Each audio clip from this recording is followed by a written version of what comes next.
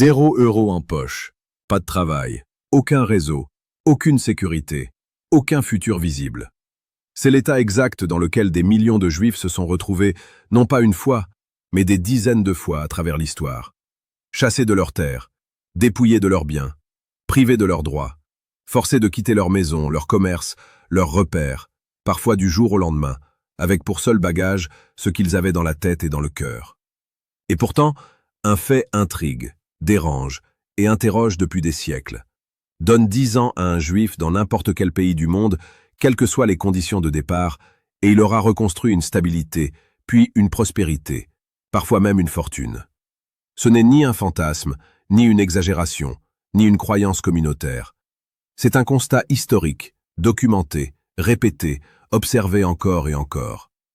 La vraie question n'est donc pas s'ils réussissent, mais comment ils font. Que se passe-t-il dans leur esprit lorsqu'ils n'ont plus rien? Quelle est leur première réaction mentale quand tout s'effondre? Quelles décisions prennent-ils avant même de bouger le moindre doigt? Car une chose est sûre, leur premier réflexe n'est pas celui de la majorité des gens pauvres. Shalom, je suis le rabbin Joseph. Depuis plus de 20 ans, j'étudie les mécanismes intellectuels, culturels, spirituels et pratiques qui ont permis à mon peuple de survivre, de se relever et de prospérer malgré les persécutions, les exils et les crises. Aujourd'hui, je souhaite partager cette sagesse avec toi. Pas pour te divertir, pas pour te motiver quelques minutes, mais pour te transmettre des réflexes, des modes de pensée, des actions concrètes que tu peux appliquer dans ta propre vie, même si aujourd'hui ton compte bancaire est vide. Je vais te révéler les 5 réflexes fondamentaux que les Juifs activent lorsqu'ils repartent de zéro. Premier réflexe, ils ne cherchent pas un emploi, ils cherchent un problème. Quand un Juif arrive dans un nouveau pays sans argent, sans diplôme reconnu, sans contact, sa première question n'est jamais « Qui va me donner du travail ?» Sa vraie question est « Quel problème existe ici et que personne ne résout ?» Cette différence de question change absolument tout. Le pauvre se place immédiatement en position de demandeur. Il cherche quelqu'un qui acceptera de lui donner de l'argent en échange de son temps. Il dépend d'un système, d'un patron, d'une autorisation extérieure.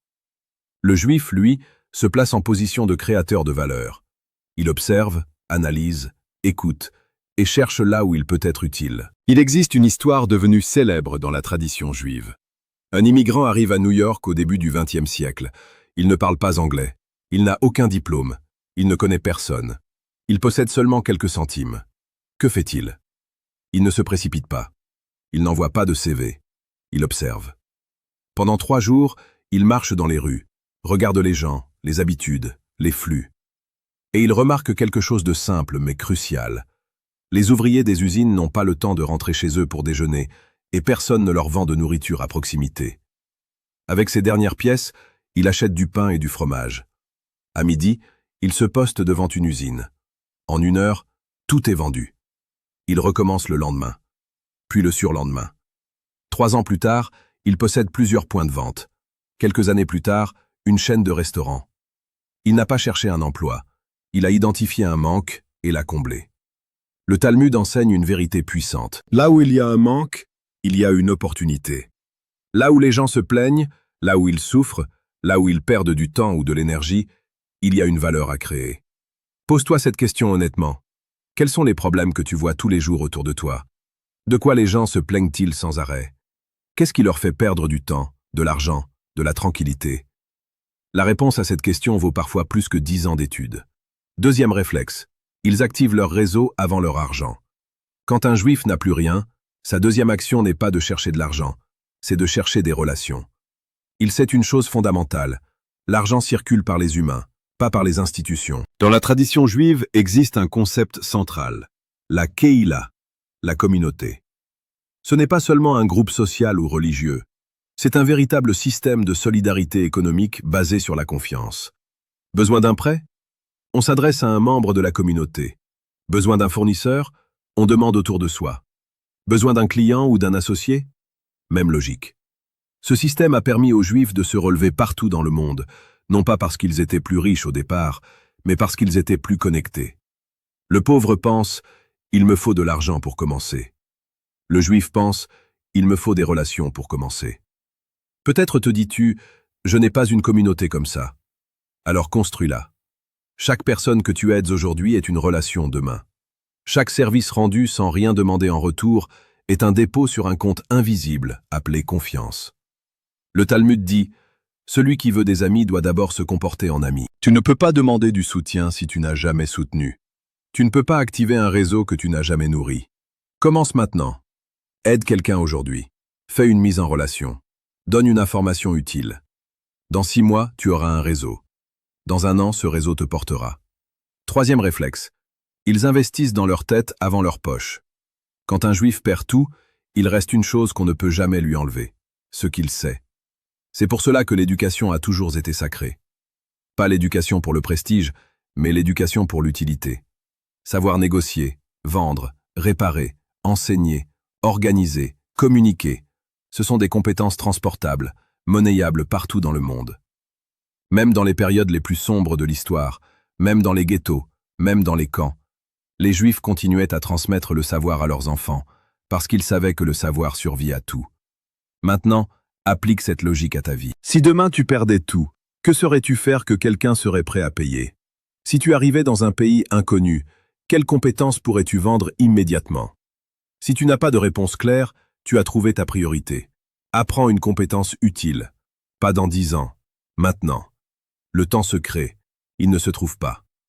Un proverbe juif dit « Celui qui n'ajoute pas à son savoir le diminue ». Chaque jour sans apprentissage te rend plus pauvre en capacité de créer de la valeur. Les pauvres consomment du divertissement. Les juifs consomment du savoir. Et après 20 ans, on s'étonne du résultat. 4e réflexe. Ils pensent en système, pas en événement. Le pauvre se demande « Comment gagner de l'argent ?»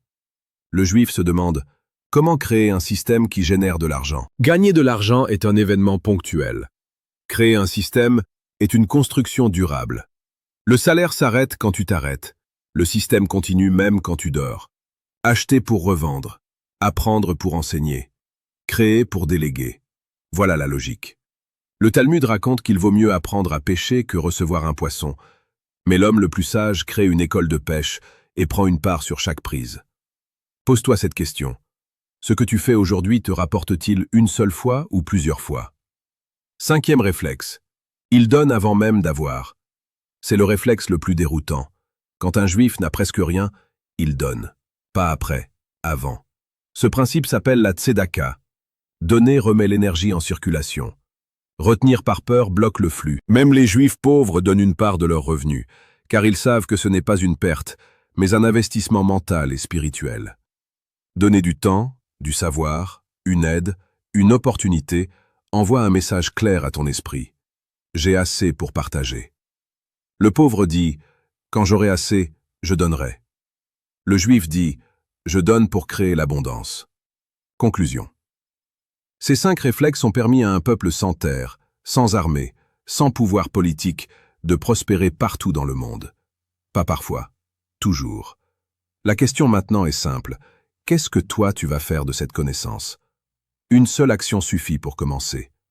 Les Juifs n'ont pas de pouvoir magique. Ils ont des réflexes. Et les réflexes s'apprennent. Shalom. Et que chaque pas que tu feras à partir d'aujourd'hui te rapproche de la richesse intérieure et extérieure.